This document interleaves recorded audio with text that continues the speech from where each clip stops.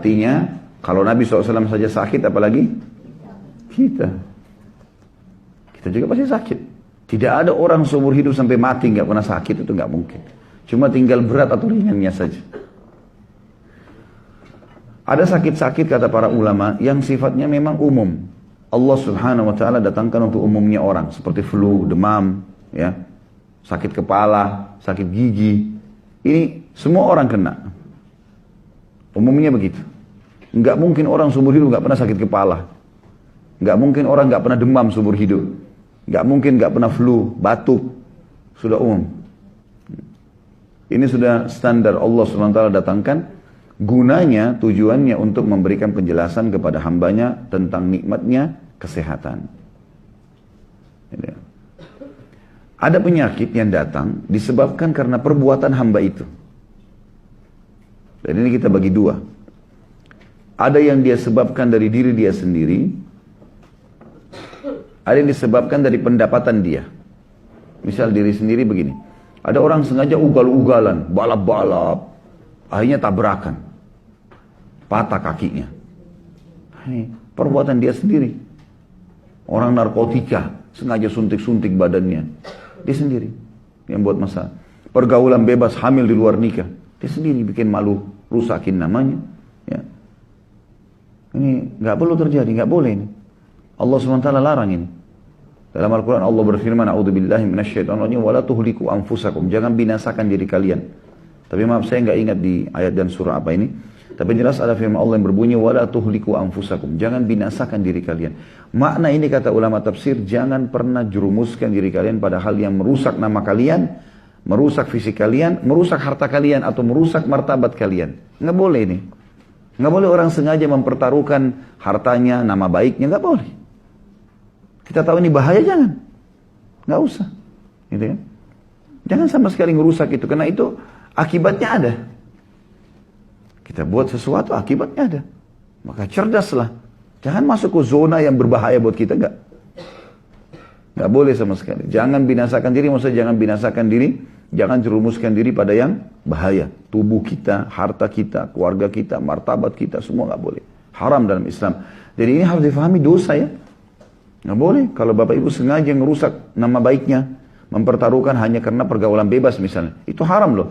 Pergaulan zinanya haram, jedah masuk ke sana ngerusak nama, dosa. Nggak boleh kita rusak nama baik kita. Allah kasih kita baik-baik kok, terhormat. Ngapain kita rusak?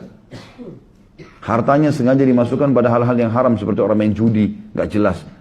Dia taruh hilang sekian juta, sekian ratus juta, sekian miliar, bertaruh-taruh. Untuk apa bertaruh ini? Untuk apa kita bertaruh? Harta kita lebih baik kita simpan, pakai pada saat perlu. Kan gitu. Untuk apa kita jerumuskan hal yang tidak perlu? Nah, ini semua masuk. Mempertaruhkan rumah tangga, mempertaruhkan fisik kita, ini semua tidak boleh. Ini yang pertama. Yang kedua adalah disebabkan karena pendapatan dia, income. Nah ini biasanya income ini dia sengaja memasukkan harta haram atau syubhat kepada dia, ini jadi penyakit ini. Ini jadi penyakit. Nah biasanya ini penyakit-penyakit kronis ini. Penyakit kronis, bahaya sekali.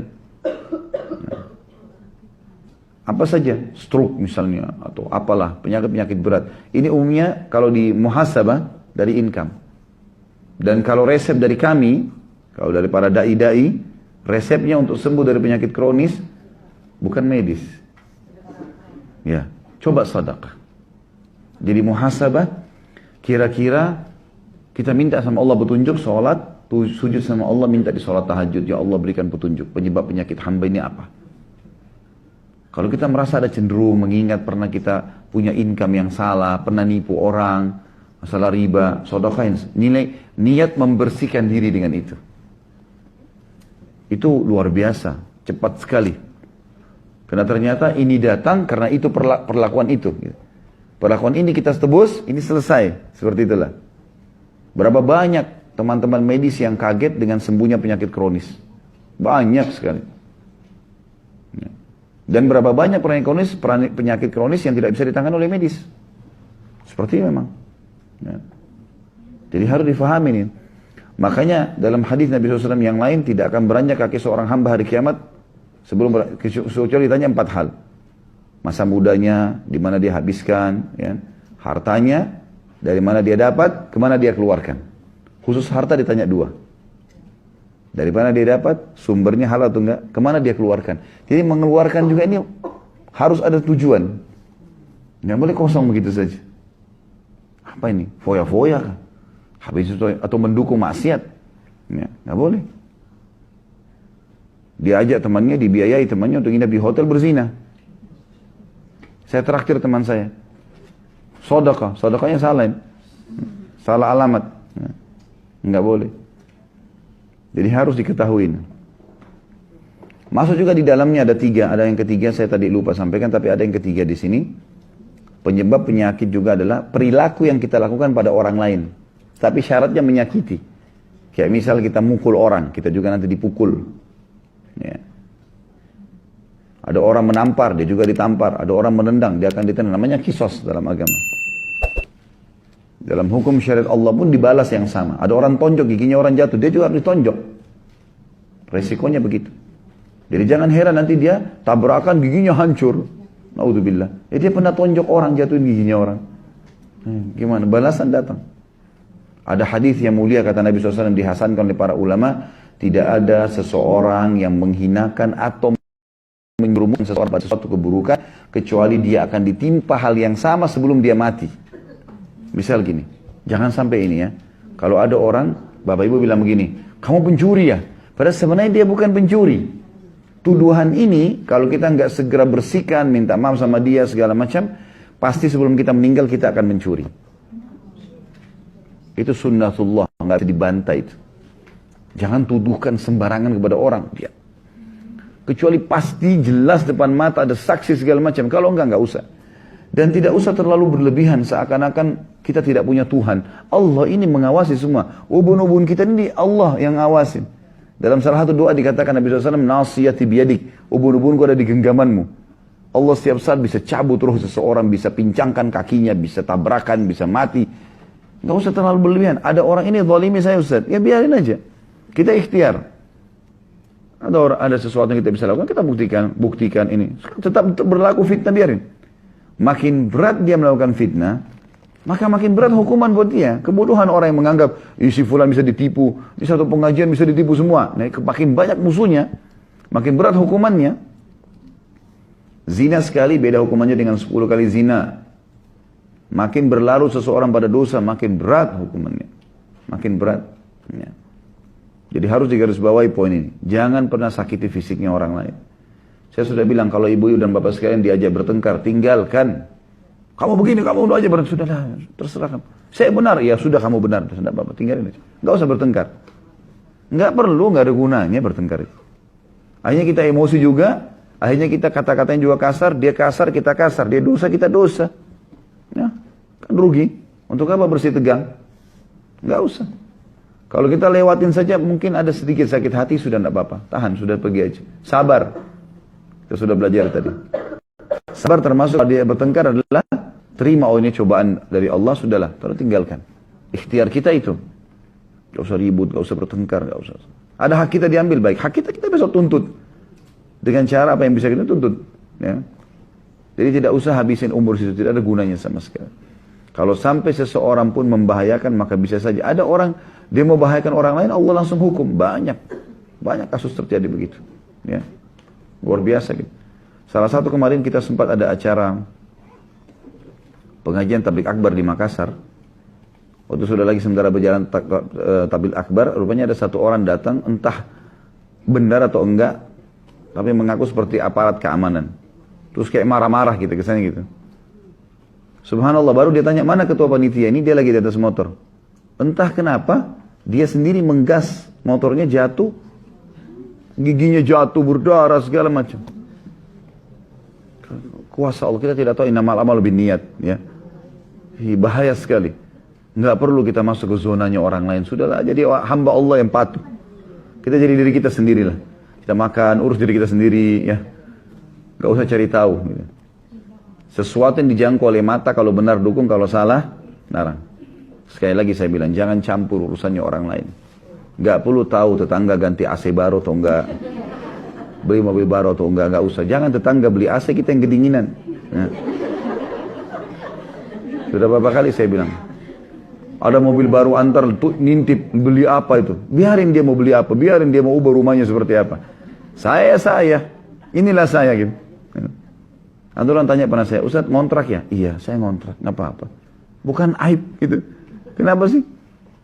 Bukan aib, apanya aib gitu? Oh malu nanti orang lain tahu enggak? Kenapa memang gitu? Nggak ada sesuatu yang salah, nggak ada yang aib. Nggak, alhamdulillah kita nikmati apa yang ada, Allah kasih selesai. Nggak ada sesuatu yang perlu kita merasa malu, gengsi sama orang. Nggak ada ini bagi seorang mukmin. Harus difahami poin ini. Kembali ke masalah tadi. Jadi ada penyakit atau penyakit pasti akan kena semua orang yang standar batuk, flu, demam, ya apalah ya. Ini sudah umum. Ada penyakit yang tidak umum. Nah ini sebabnya 3 tadi. Penyakit yang tidak umum ada sebabnya 3. Bisa karena apa tadi? Penyebabnya diri sendiri. Dia sengaja tabrakin orang, dia sengaja jatuh, dia sengaja. Ada orang begitu semua sengaja. Di Saudi itu kebongkar ada orang gara-gara mau jual narkotika di Saudi, dia sampai sengaja tabrakin kakinya di Riyadh. Sengaja, mobil lagi lewat dia tabrak kakinya. Patah kakinya, diamputasi. Pakai kaki palsu. Ternyata kaki palsunya dipakai untuk taruh narkotika.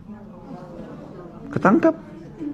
Rupanya kan kalau dia pakai kaki palsu kan lewat-lewat alat itu kan bunyi nggak apa-apa, punya surat dokter. Tapi lama-lama sudah bersekian lama dia jalan, polisinya jadi curiga. Kok ini orang bolak-balik terus? Biasanya orang yang kerja di Saudi itu harus ada izin dari sponsor untuk bolak-balik. Ini orang kok 1 tahun sampai 2-3 kali balik. Tiba-tiba polisi bilang, coba saya mau periksa kaki kamu. Gak tahu kenapa dia. Polisi pun waktu diwawancara dia bilang, saya gak tahu kenapa saya mau bilang itu. Coba cek kaki kamu. Dia bilang, ini surat dokter. Enggak, saya gak mau tahu. Harus buka. Buka, ternyata ada narkotika. Ada orang gitu, subhanallah. Aneh. Untuk apa gitu?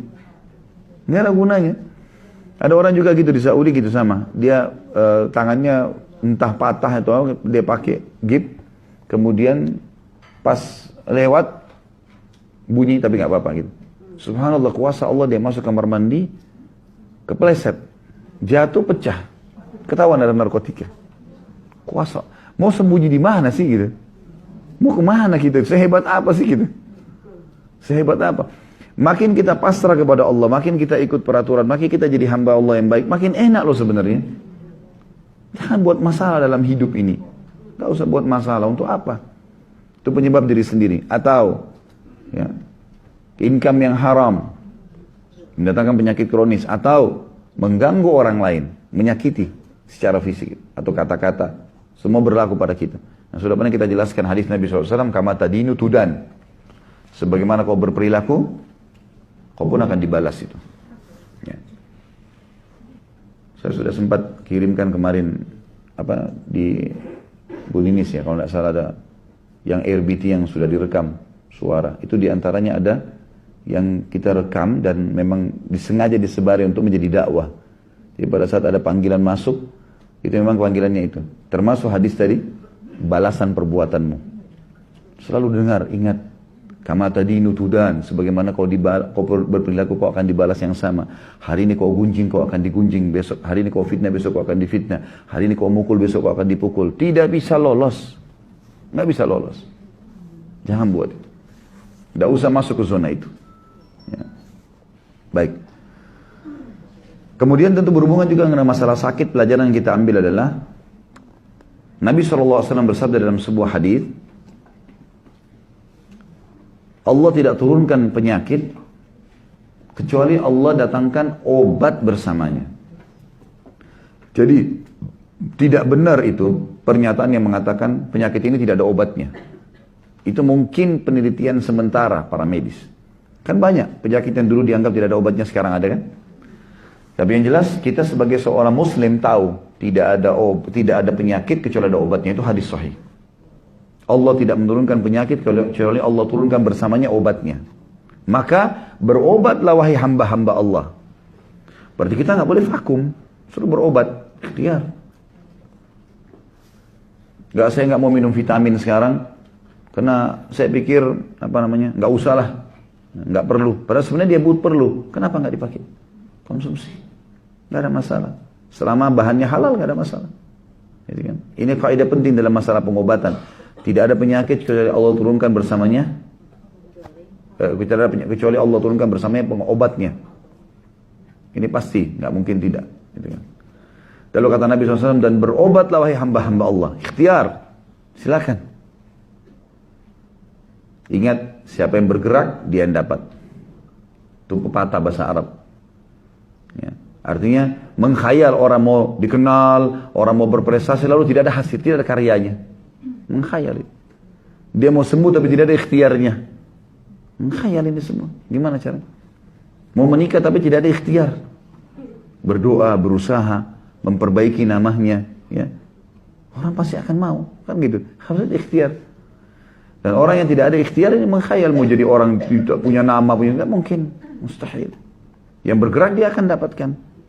Dalam bahasa Arab yang lain dikatakan taharrak fil fa inna fi harakati barakah. Bergeraklah, beraktivitaslah, berusahalah, berkreasilah. Karena di gerak itu, di kreasi itu, di kreativitas itu ada berkah. Asal baik Allah insya Allah akan kasih ya.